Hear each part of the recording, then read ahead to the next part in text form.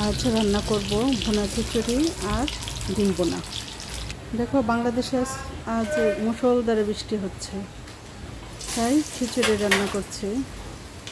ভুনা খিচুড়ি রান্না হবে আর ডিম বোনা হবে। দেখো খিচুড়ি সব মশলা নিয়ে নিলাম, সব মশলা কষাই নিচ্ছি। যা যা দেওয়া লাগে সবাই তো জানো, হলুদ মরিচ আদা রসুন পেঁয়াজ বাটা গরম মশলা জাস্ট এভরিথিং সব দিলাম। দিয়ে এখন মশলাটা ভালো করে কষাই নিচ্ছি।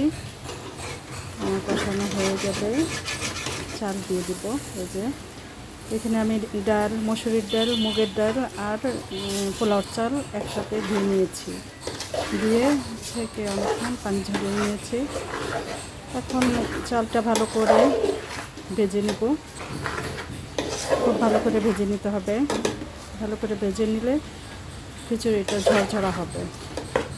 অনেকে একটু লেটকা খিচুড়ি পছন্দ করে, কেউ অনেকে একটু ঝরঝরা। আমার বাসায় আবার দুইজন দুই রকম, মেয়ে করে ঝরঝরা আর ছেলে করে লেটকা। যাই হোক, দেখো আমার খিচুড়ি প্রায় হয়ে গেল, প্রায় শেষের দিকে, পানি শুকিয়ে গেছে। এই দেখো মোটামুটি না ঝরঝরা না লেটকা, আমি এরকমই একটু করছি যাতে দুজনেরই, ছেলে মেয়ে দুজনেরই মন রক্ষা হয়। সাথে যে ডিম বোনা আর করেছি আলুর ভর্তা।